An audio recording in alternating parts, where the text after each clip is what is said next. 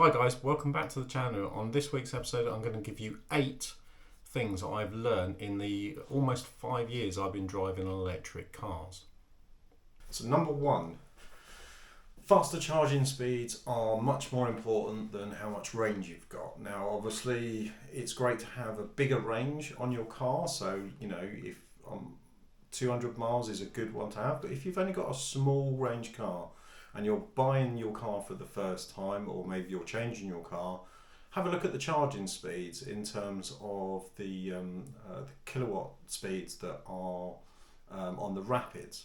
So when you're public charging, it's far more important to be quicker at that charging than necessarily having the biggest amount of range possible. Get into the habit of, you know, if you've got a 50 kilowatt charger, it's still great, but you'll be looking at a good 40 odd minutes to charge to 80%.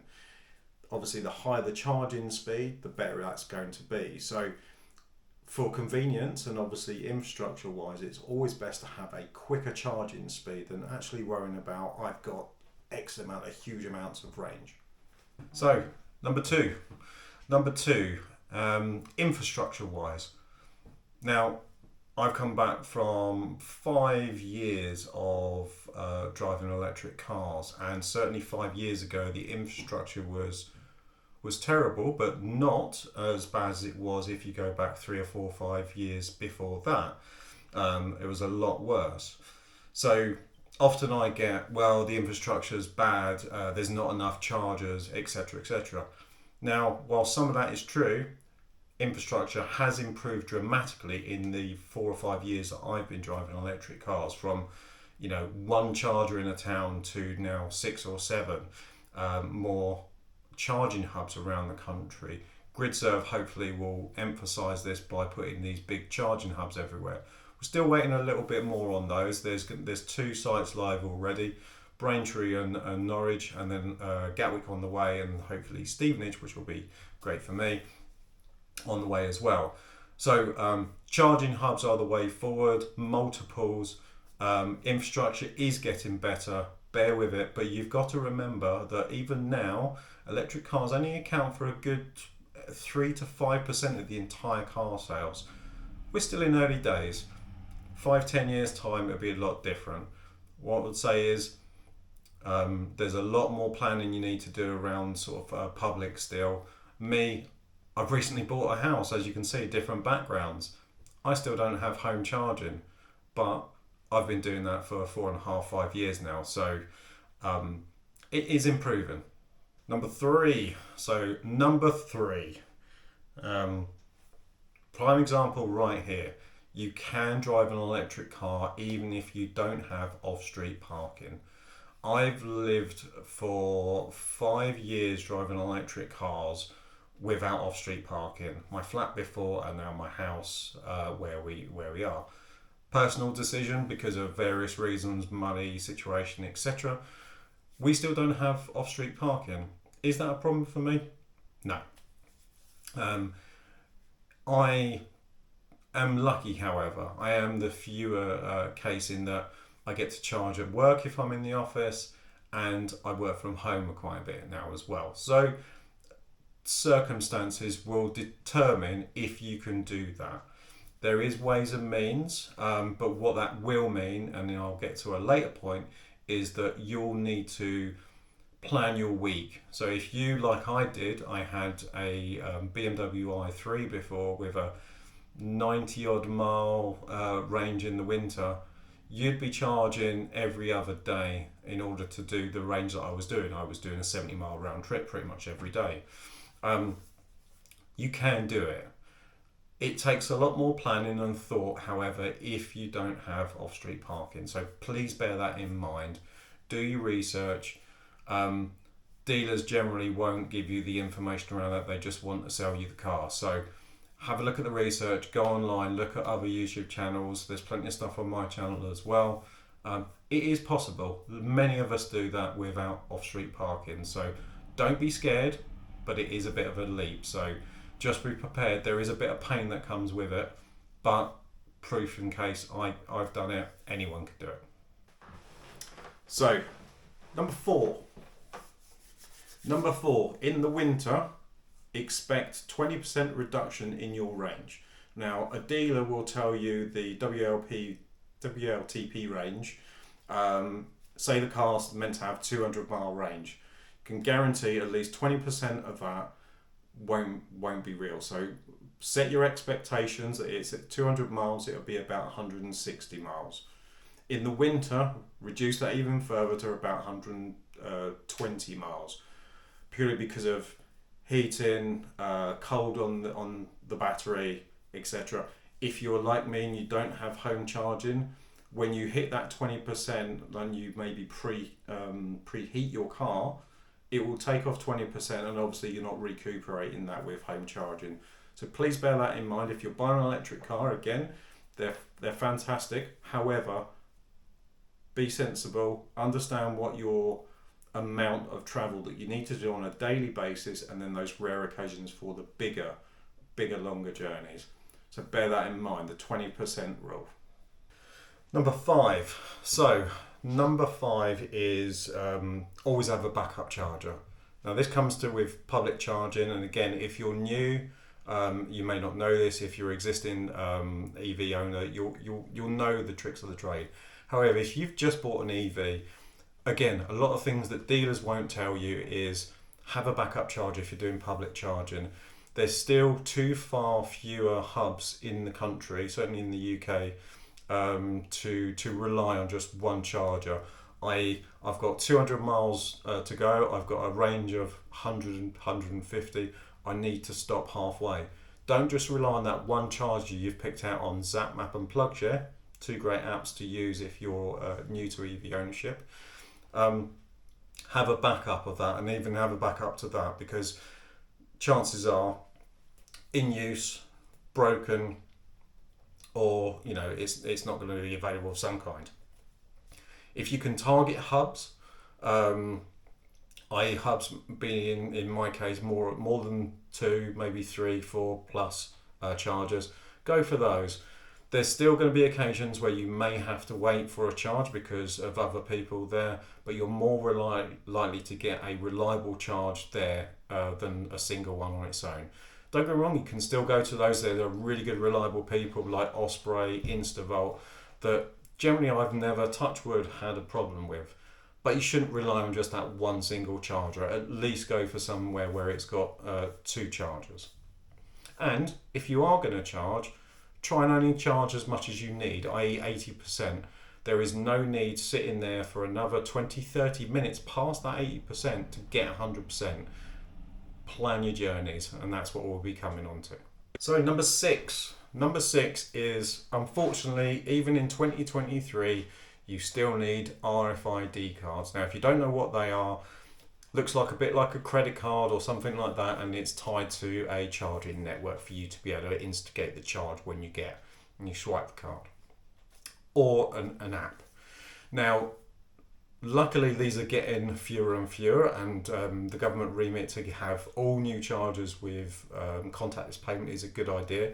So if you can use the likes of ZapMap and PlugShare to identify those ones you want to use with contactless payment, I highly recommend that. If you do have to use ones with apps, I recommend people like Instavolt that are very easy to use. Otherwise, you may have to get RFIDs for the other weird and wonderful ones. It's crazy that in this day and age that you still have to use that. Apps are more likely on the slower 3 and 7 kilowatt type chargers that you would ultimately find in car parks and shopping centres and things like that. Things that you're going to be there for quite a few hours, and you can plug in and go off and do something. So just bear that in mind. Again, do your research, check PlugShare, check ZapMap, and they will tell you what kind of card payments and things like that each of the type of chargers need. Again, try and do your planning as much as possible. So number 7. 7 is one I've touched on earlier before, but plan.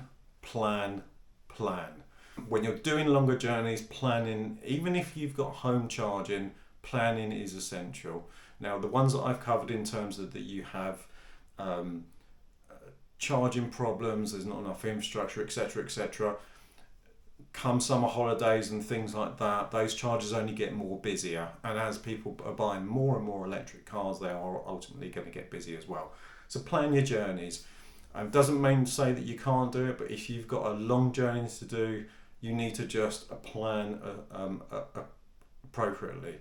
Now, Tesla can generally, the car will help you plan that based on the car and the charger and the infrastructure that they have. If you don't have a Tesla and you're not lucky to go that route, I've done a similar trip all the way down to Torquay from where I was. It was about 230 miles. We was using the i3 at the time, which had a range of about 100 odd miles. And we planned 2 stops on the way. One, because we wanted to stop. I've got a 6-year-old daughter at the time, and we needed to stop anyway for a comfort break. But also the charge was needed. And try and look for those ones with hubs if you can on that route. It's essential that you have that, and it's essential that you don't charge more than you need to. So maybe find one where you're only going to need to put 40 or 50 miles in and get you back up to that 70-80% to get to the next one. Don't just sit there for 100% and think, well, I need that to get like past the next one and past the next one. Break those journeys up and break that planning up. Just plan as much as you can. And again, I keep emphasising it, like so ZapMap and PlugShare will help you do that. So plan, when you do long journeys. Obviously, the more range you've got or the quicker speeds you've got on your charging, the better, because you can be at those stops for a lot less time.